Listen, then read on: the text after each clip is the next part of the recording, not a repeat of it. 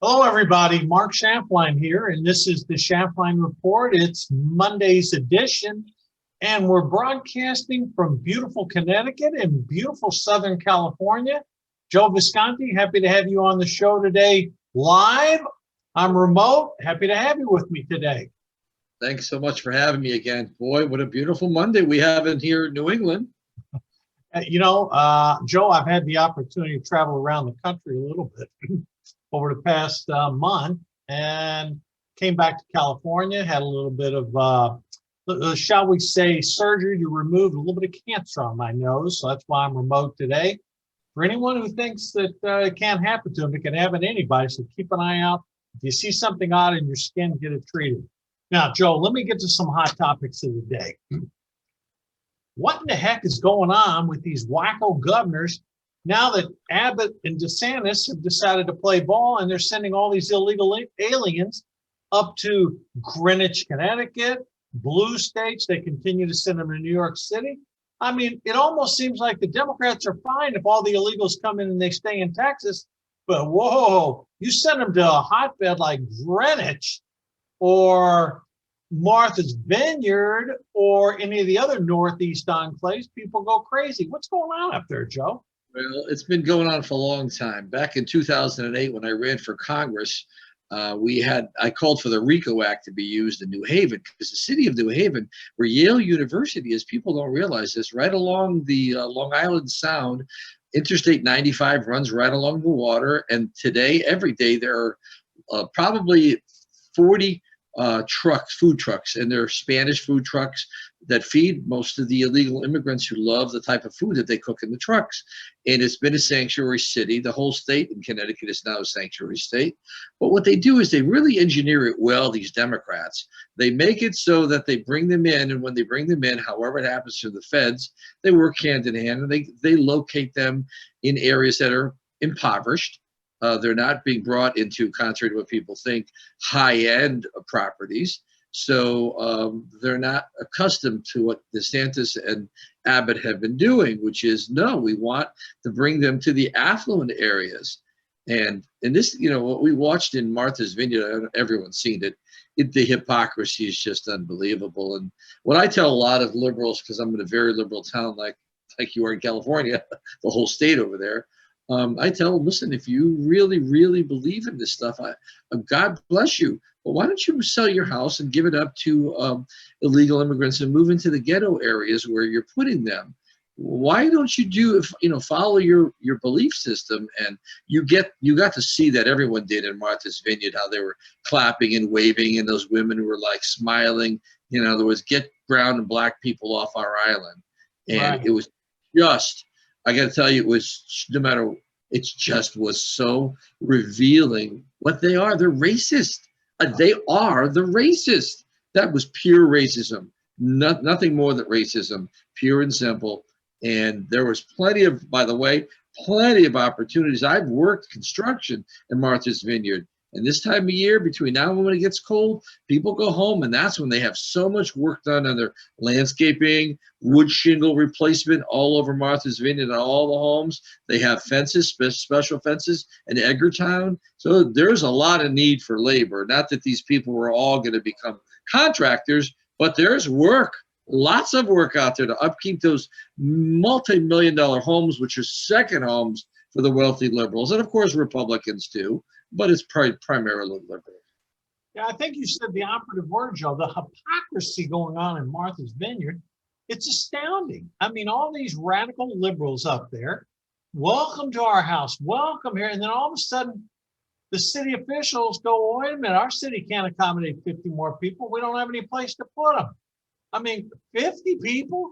I mean, Joe, they're getting tens of thousands coming across El Paso, Eagle Ridge, Eagle Crossing, all along the South Texas border. Nogales near its own. I mean, the hypocrisy of what the Democrats and the liberals. It's on full display for the rest of the country to see. It's true, and it really is racism. I saw that in Greenwich, Connecticut, when I fought the tolls here a couple of years ago, when the governor got scared because he's from Greenwich, so is in Blumenthal. They're all from Greenwich, Connecticut, and it's a border town along New York. And the tolls, we had Democrats joining us at high levels in our rallies against tolls, and they came right out and said, "We're with you guys because we don't want these people that can't afford to pay the toll to get off the highway and come through our towns, because then our police will have to deal with them cutting through our streets, etc." And so again, the tolls are a form of racism. It really is. It really is. And you know what? Maybe it's not racism. Maybe it's racism based on fear, because I think that's what most of what real racism beyond hate. It's fear of the unknown, fear of people you don't live with, fear of people that you're afraid. Crime statistics show that they're more likely to be injured by people of a certain ethnicity. So I think it's fear-based, but it really, because they're such proponents of liberals and Democrats of all of these things which are not helpful to America, that they really, and it's a gift that keeps on giving. It won't go away. If you go on TikTok, you'll see hundreds and hundreds, and just stay on there all day. And when you hit one TikTok video of someone talking about it, then you'll hit another and another. And there's such outrage at the hypocrisy. And you're starting to really see who the Democrats are. Yeah, And it well, could, again, to you and I, they've been exposed for years. Now they're just exposing themselves to the rest of the country, and it's no big surprise here. I mean, Biden tried to do a speech last week where he tried to vilify, 35% of the country that's Republican. That didn't really go over well with independents. Almost 59% of independents disapproved of how he labeled Republicans. I got to tell you, their whole message, Joe, this is desperation in my view. They want to have all the illegals come in the country, these bleeding heart liberal Democrats. As soon as you get them in, oh, not in my backyard, no. And yet they continue to pour across that border. And Biden's policies aren't doing anything. Joe, I'm telling you something. We're heading into the last stretch of a midterm election here. And between the issues you talked about, the economy, crime, the border, inflation, people have had enough of these Democrats and their policies. And I'm going to get into some polls here in a little bit with you, but it is not looking good. The Democrats try to change the subject and lie. Kamala Harris still came out and said, well, our border is secure. Joe Manchin had to go on TV and say that is a lie. It is not secure. And Biden, he's too damn, what's the word I'm looking for? Senile.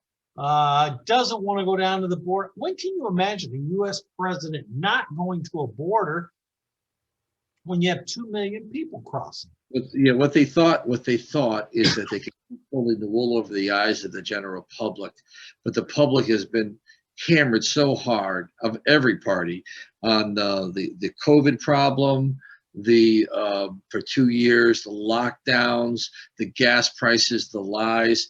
It's too much. And if you have a brain and if you have a conscience and you know how to think, you know what's been done intentionally. I think that's the key word, Mark. We all know it was intentional. All of these policies were intentional. They're too smart not to know they wouldn't work. The fallout of the decisions to do these, from energy policies to Afghanistan, geez, they're trying to get us in a war with Taiwan, with Biden's talking about now, I'll protect them and defend them. We're going to need the draft to do that. You can't defend against China without installing this draft again. The military is depleted. People are leaving it.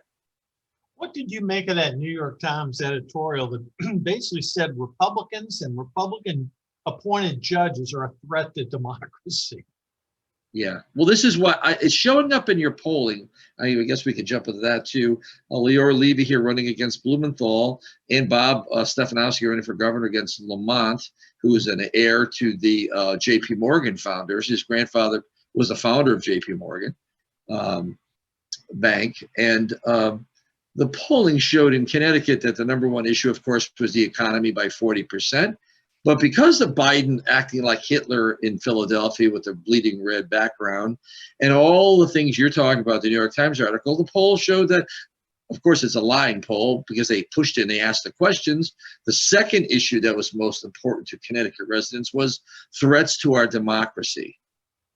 not energy, not the border crisis, not parental rights, not crime, threats toward democracy, which you see the polling is now using. And this is why they did these publicity stunts that they had done, to make it so that the pollsters would have fodder to ask questions and push. And, unless you get a really well done poll, and there's very few, you're going to get these polls in the fall trying to now use those lies, because the news media lies and the politician lies aren't enough. They need polling at this point, last 50 days. Well, my opinion is this. I think that the New York Times is, again, a radical liberal outfit, 100% behind the Democrats.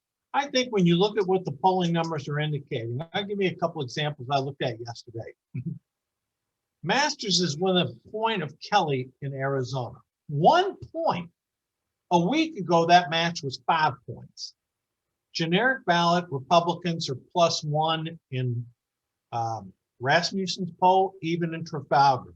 And you know what that means, Joe? When you're even to +1, that really means you're +2 to +3, because they can't always find the Republicans to poll. J.D. Vance up by 4 in Ohio.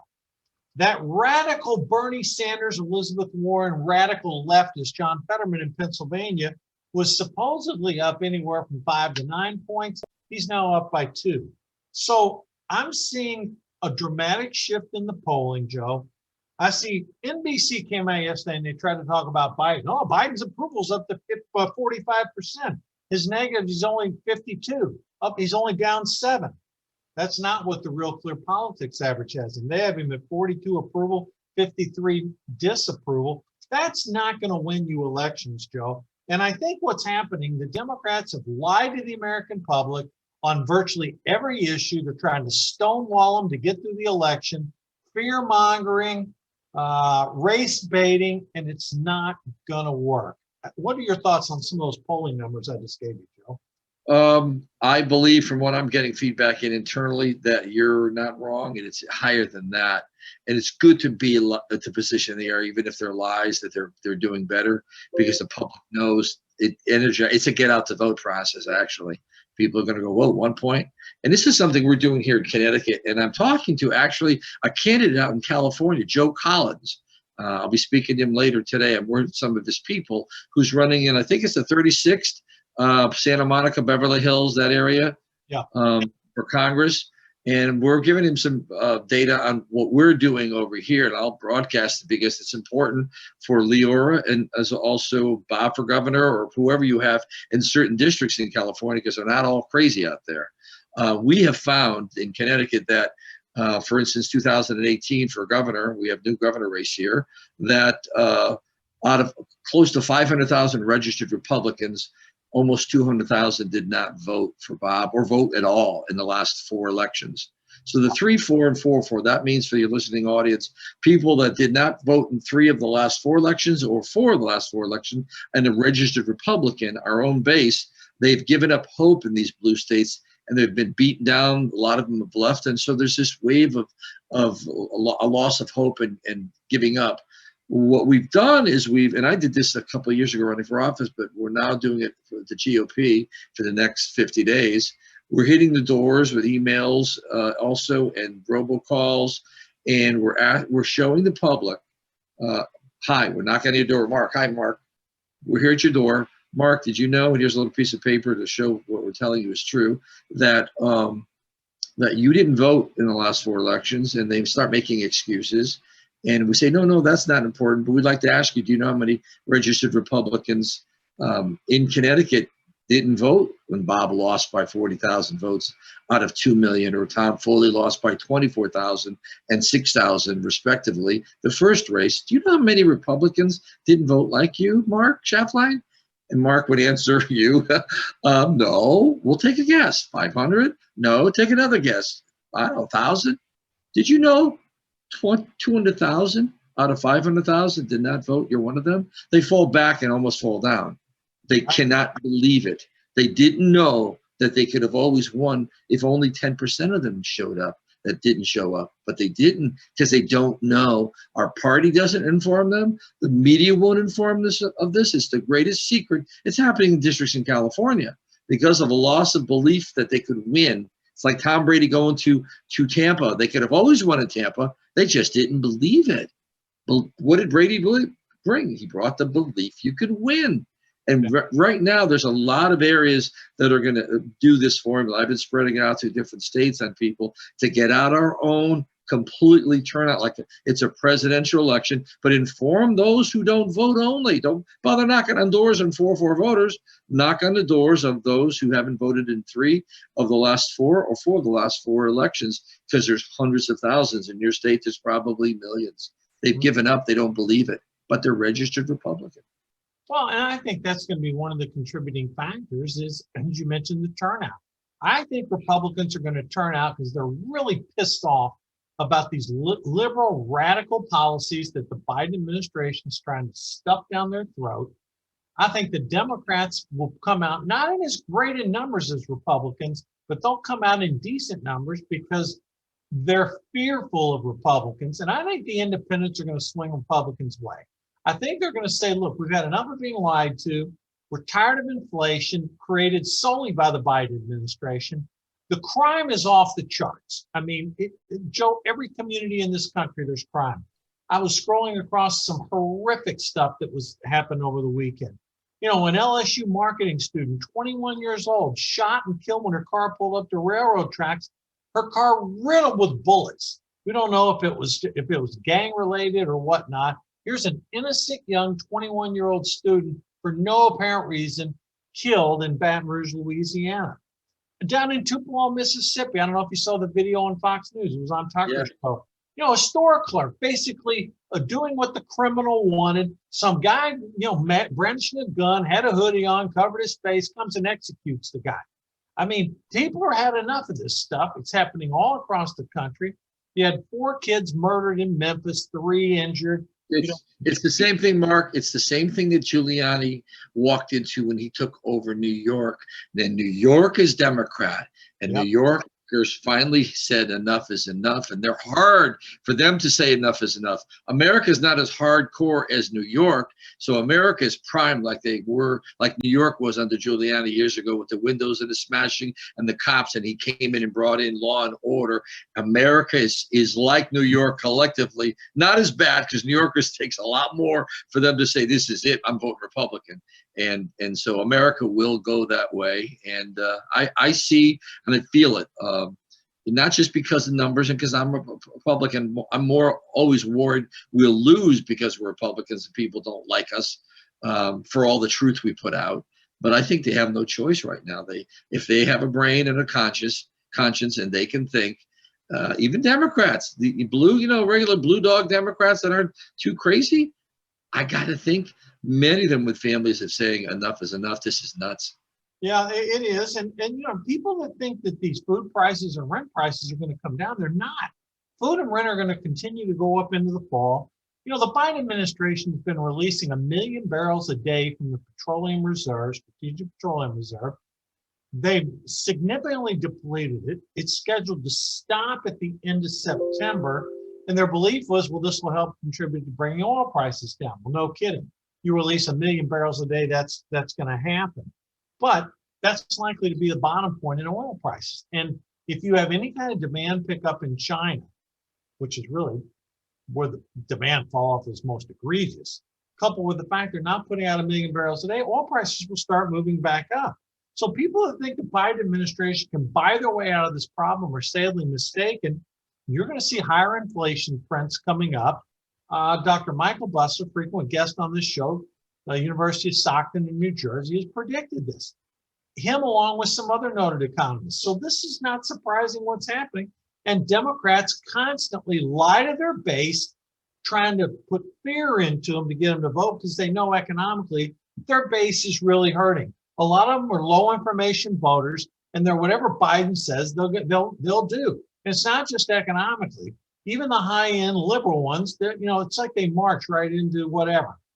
They'll do whatever the Democrats tell them to do. Let me give you some numbers off the poll that they had done here in Connecticut for governor of the U.S. Senate with Leora, which were, you can, again, if you look at it, not because you want to, but if you look at some of the results, Leora's winning 35 to 49-year-olds. Mhm. The Democrats are coming in young and the Democrats are coming in old. So that middle, and that's something, of course, is more conservative, but she's pulling there. And I think that's what you're going to see. That's why they're trying to buy the children with the young kids with the free college money, Right. because they realize that. But here's a little statistic that I got to dig up, but we're finding it through Home Depot and Lowe's. You can't find log splitters. Coal stoves are back ordered. You can't. People are getting ready in the Northeast and across the northern America, the continent, are looking to burn wood and So, pellets and instead of heating oil? because the pellets, by the way, if you can't get pellets because there's a problem with them or there's a run on them, good old fashioned cut a tree and burn it. So people realize after November, the oil, gas, energy, electricity is going to go through the roof. They can't keep a lid on it, the Democrats, much longer. And people need to survive. We're just talking survive. In this case, it's not luxury. We need to get through. Right. We may have to drive. We got to put our gas on our snow blowers. We have a bad winter. This is how bad it is. It's 5, 50, 70. And the public has been dealing with this all spring and all summer. So now the cash is running out. There's Yeah. only so much disposable income. You want to still go to the beach or to the lake and to do those things that keep the kids in the summer.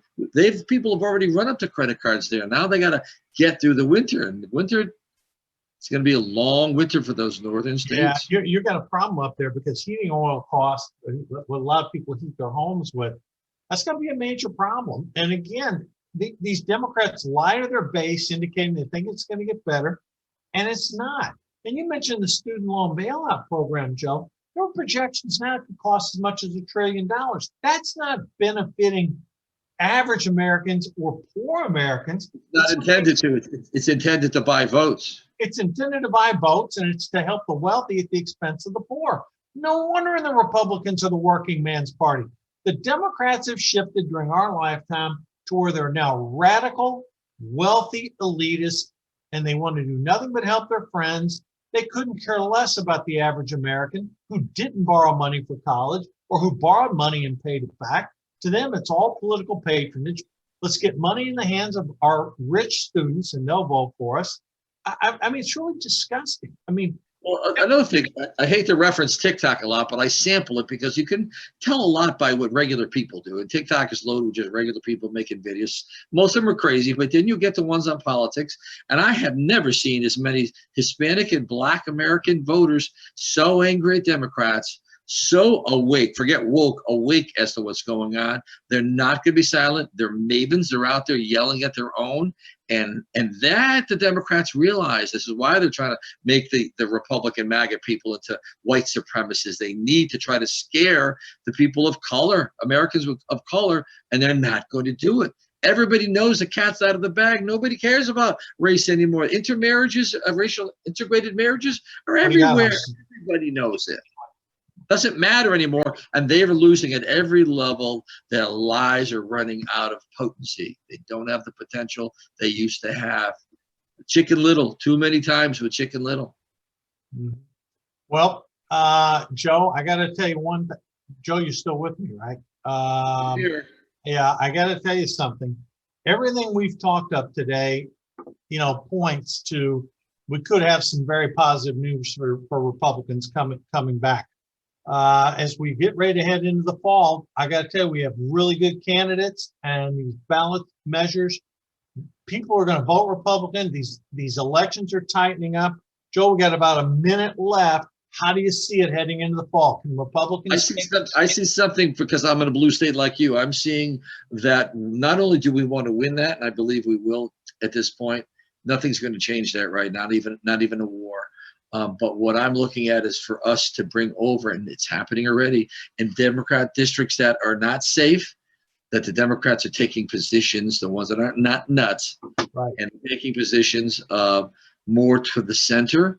So yep. Even if we lose many races, but we take the majority, we can count on normal Democrats with brains and consciences and everything not being intimidated anymore. They can't take the heat. They have to come over. That's a number we haven't put percentages on, but I think that is happening, and I see it happening in your local races across the country. So not just winning, but also getting Democrats back to the center where they should govern from.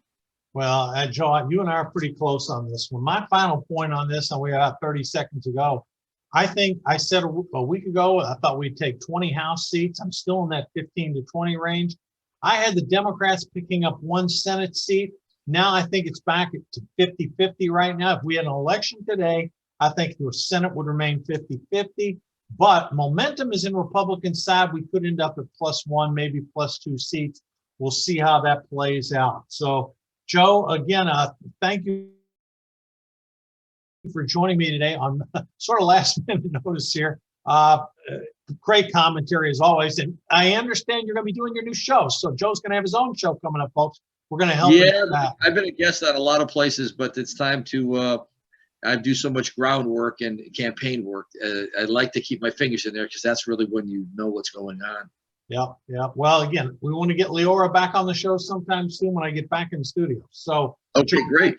Thank you for joining me today, folks. I'll be back in studio, bandaged up a little bit, but healing on a daily basis. Thanks for viewing. Thanks for listening today. Stay safe. We'll cut through the propaganda, and we will see you tomorrow. Have a good evening.